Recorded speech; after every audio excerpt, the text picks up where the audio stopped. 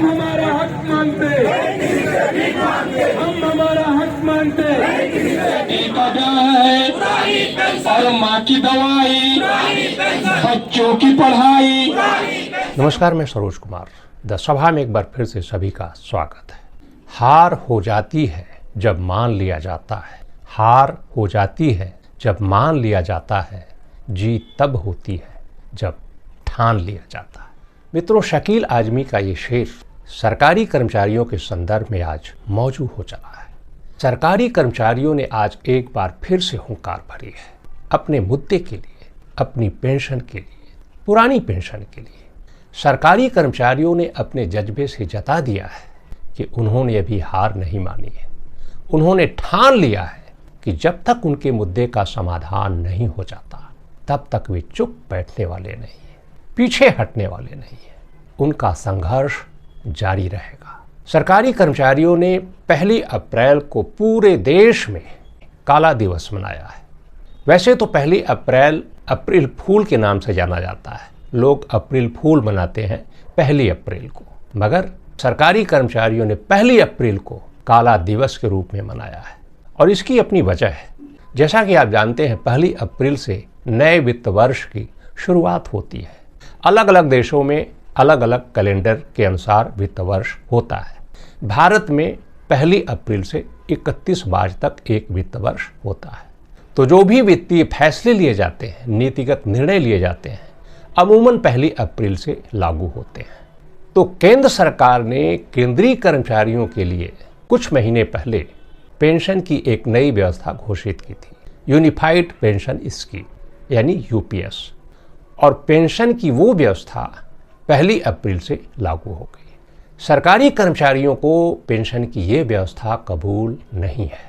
सरकार ने जब इस व्यवस्था को पेश किया था, उस समय भी कर्मचारियों ने तीखी प्रतिक्रिया व्यक्त की थी, यूपीएस को सिरे से खारिज कर दिया था, मगर सरकार ने अब उसे लागू कर दिया है। अब यूपीएस क्या है, इसके बारे में आप सभी जानते हैं कि ये एक गारंटी शुदा पेंशन की व्यवस्था है जो कि केंद्रीय कर्मचारियों के लिए है। यदि आप केंद्र सरकार की नौकरी में हैं और 25 साल की सेवा पूरी कर लेते हैं तो अंतिम 12 महीने के औसत वेतन का 50% हिस्सा आपको सेवानिवृत्ति के बाद पेंशन के रूप में मिलेगा। इस व्यवस्था की एक और खासियत है कि यदि आप 10 साल की सेवा पूरी कर लेते हैं तो आपको सेवानिवृत्ति के बाद कम से कम 10,000 रुपये मासिक पेंशन मिलेगी। यूपीएस की और भी कई सारी बातें हैं जिसके बारे में अलग से हमने वीडियो बनाया है। यदि आप उसके बारे में जानना चाहें तो हमारे चैनल पर जाकर उसे देख सकते हैं। एनपीएस और ओपीएस को लेकर के भी हमने अलग से वीडियो बनाए हैं और यदि आप उनके बारे में विस्तार से जानना चाहें तो हमारे चैनल पर वीडियो उपलब्ध हैं, आप उन्हें जाकर के देख सकते हैं। तो बहरहाल अब केंद्रीय कर्मचारियों के सामने पेंशन की 2 व्यवस्था है, एक एनपीएस, दूसरी यूपीएस।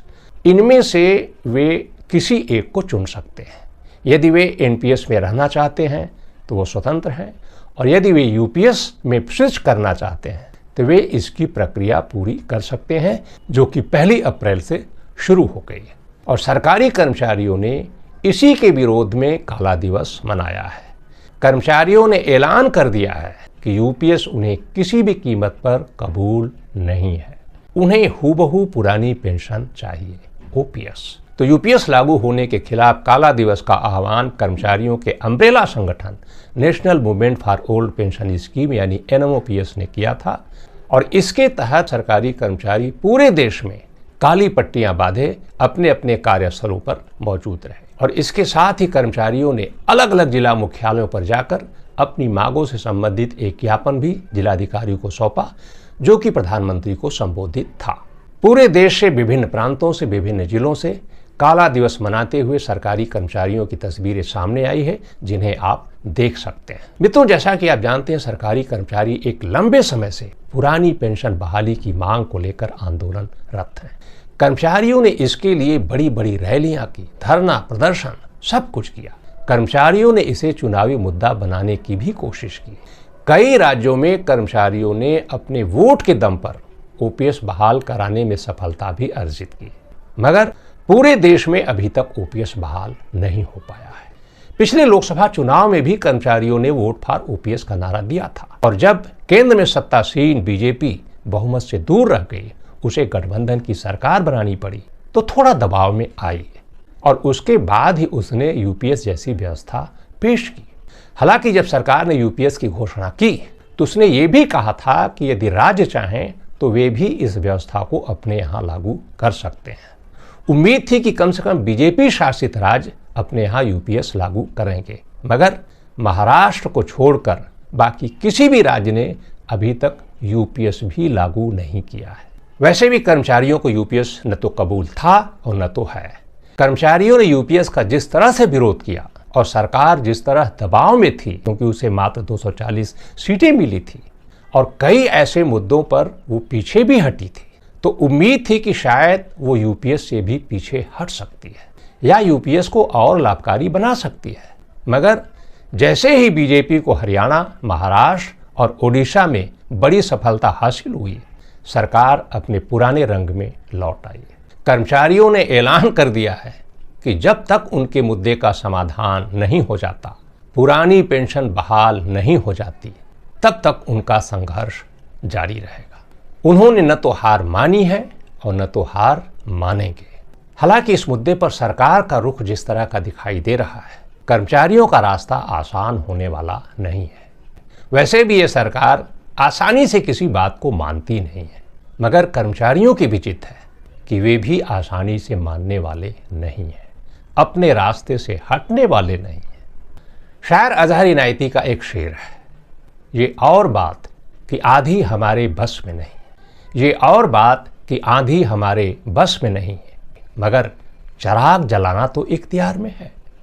तो कर्मचारियों ने ये ठान लिया है कि वे चिराग को जलाए रखेंगे, संघर्ष की मशाल को उठाए रखेंगे, तब तक जब तक कि उनका मसला हल नहीं हो जाता, पुरानी पेंशन का मसला।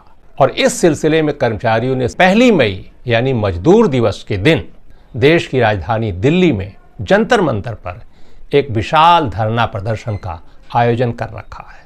उस आयोजन में पूरे देश से बड़ी संख्या में सरकारी कर्मचारी भाग ले सकते हैं। बहरहाल इस मुद्दे पर आगे क्या होता है, सरकार क्या करती है, कर्मचारी अपने संघर्ष को और आगे कैसे बढ़ाते हैं, आने वाला समय बताएगा। हमारी नज़र इस मुद्दे पर बराबर बनी हुई है। जो भी अपडेट होगा उसे लेकर हम आपके समक्ष प्रस्तुत होते रहेंगे। तो आज की सभा में बस इतना ही।